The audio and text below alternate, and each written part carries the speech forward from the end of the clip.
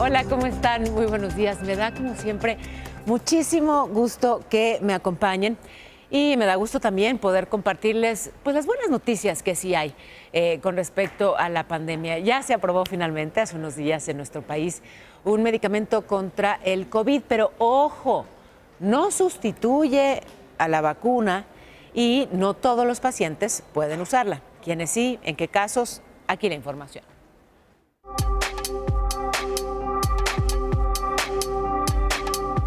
El molnupiravir es el primer medicamento por vía oral aprobado en México para uso de emergencia por parte de la Comisión Federal para la Protección contra Riesgos Sanitarios para tratar a pacientes con COVID-19. Su mecanismo de acción consiste en generar errores en el código genético del virus SARS-CoV-2 para impedir su replicación. Imagínate que tú estás metiendo 4 piezas de Lego y las metes con una máquina que finalmente está esperando 4 formas específicas. Y digamos que en este caso metes una que tiene una esquinita que ya no va a embonar bien en la siguiente, ¿no?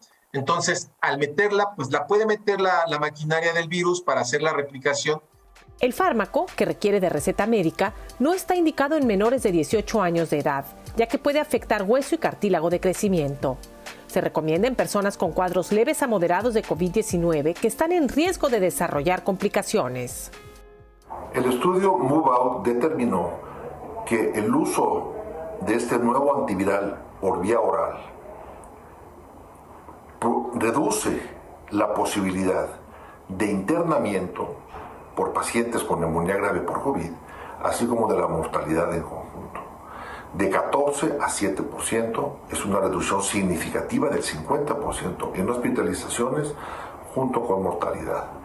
El molnupiravir debe darse en los primeros 5 días del inicio de los síntomas y se administra por 5 días consecutivos. Es importante recalcar que el contar con este fármaco para tratar a pacientes con COVID-19 no sustituye la vacunación contra la enfermedad. Y bueno, agradezco muchísimo que esté con nosotros la doctora Dian Pérez. Me encanta siempre saludarte, doctora. ¿Cómo estás? Muy buenos días. ¿Qué tal, querida Paola? Muy buenos días. Saludos a ti y a tu auditorio. La última vez que platicamos estabas pues contagiada de COVID. ¿Cómo vas? ¿Cómo te sientes? Muy bien, muchísimas gracias. Afortunadamente ya estoy completamente renovada. Doctora, perdón, se me cayó mi audífono y entonces no te escucho muy bien. Bueno, mientras yo lo busco, preguntarte algo muy importante, porque hay confusión en México. Ya estamos padeciendo un aumento exponencial de contagios, reconocido incluso por las autoridades. Y, a ver, 2 temas. La última vez que platicamos, y qué bueno que ya estás muy bien, me alegro muchísimo. La última vez que platicamos y que estabas justamente enferma de COVID, nos hablabas de los días de aislamiento que recomienda la autoridad en los Estados Unidos. Los había recortado a 5 días, pero no es el mismo caso para México, doctora. Así es. Bueno, en realidad aquí lo importante es, número 1, saber si la persona está infectada, lo cual no siempre es fácil, porque incluso las pruebas de antígeno tienen una menor sensibilidad para detectar la presencia del virus SARS-CoV-2, porque muchas veces el virus ya se encuentra en saliva y en la garganta, pero todavía no se encuentra en la nariz. Entonces, incluso algunos científicos en el mundo recomiendan que además de hacer tomar esta muestra en la nariz, también tomarla en la garganta, incluso si no está indicado de acuerdo con el estudio que se está haciendo. Pero esto es complicado a lo mejor para hacer en la casa, entonces no podemos estar 100% confiados de que una prueba de antígeno negativa sea muestra de que la persona no tiene COVID-19. Entonces, lo indicado aquí es que cualquier persona con síntomas, especialmente síntomas de vías respiratorias, pero ojo, también puede haber síntomas gastrointestinales como malestar estomacal, diarrea, porque en ocasiones así comienza y posteriormente ya comienzan los síntomas, 2-3 días después comienzan los síntomas en vías respiratorias. Entonces, cualquier persona que tenga síntomas de vías respiratorias altas como catarro, congestión nasal, escurrimiento nasal, dolor de garganta, dolor de cabeza o bien incluso que tengan diarrea o que tengan dolor estomacal y náusea, es importante que se aíslen. Y eso realmente es lo más relevante, aislarse para evitar el contagio.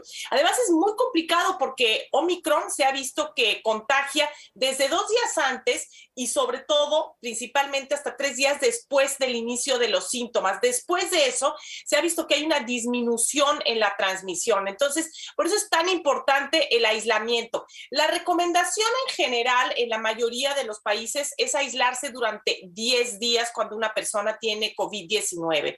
Y aquí, pues yo sé que es complicado porque no todo el mundo tiene la posibilidad de estar en una habitación con un baño y estar con una persona que le esté atendiendo. Entonces, y la persona que le está atendiendo no estar en contacto, ¿no? Sino simplemente que le dejen la comida en la puerta, que abra la puerta, la recoja con cubrebocas, en platos y vasos desechables idealmente, en fin, llevar. Eso no es siempre tan sencillo, pero cuando es posible, es lo ideal, y lo ideal es aislarse durante 10 días, después de los cuales lo más probable es que la persona, sobre todo si ya no tiene síntomas, ya no va a ser contagiosa. En el caso de las pruebas de PCR, querida Paola, aquí también quiero destacar un punto. Las pruebas de PCR pueden estar positivas hasta 12 semanas, sí.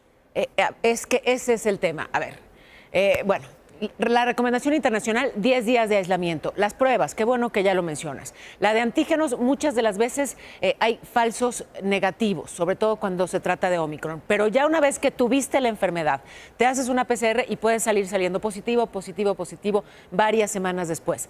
¿Cuándo amerita hacerse pruebas y cuándo no? ¿Y qué tipo de pruebas? Porque aquí de plano ya la autoridad ha dicho, no se hagan pruebas. Aíslense y punto. Básicamente porque no hay pruebas suficientes y hay filas larguísimas, pero a la gente le exigen la prueba en el trabajo o en la escuela, entonces ya no sabe qué hacer. ¿Cuándo sí me hago prueba y cuándo no?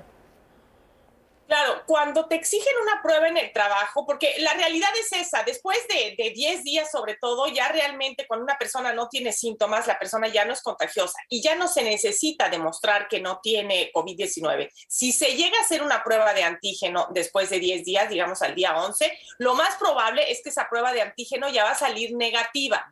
Ahora, aguas con el PCR. El PCR puede estar positivo durante 12 semanas porque puede detectar, es muy sensible y puede detectar rastros del ARN del virus. Entonces, lo importante aquí es, si le piden a uno una prueba en el trabajo para poder regresar o en la escuela, entonces sería la indicación una prueba de antígeno para poder determinar, demostrar que la persona ya es negativa. Pero en realidad, si nosotros nos vamos a lo que debemos hacer en la comunidad, después de 10 días del inicio de los síntomas, una persona que ya no tiene síntomas ya no es contagiosa. Doctora, muchísimas gracias. Gracias, ahí vamos despejando las dudas conforme pues avanza esta pandemia, esta enfermedad y nos enfrenta a nuevas circunstancias. Gracias de verdad y te abrazo. Qué bueno que ya estás bien. La doctora Gracias, Dian Pérez. Igualmente, abrazo a ti y a tu auditorio. Bueno, pues ella ya plenamente recuperada.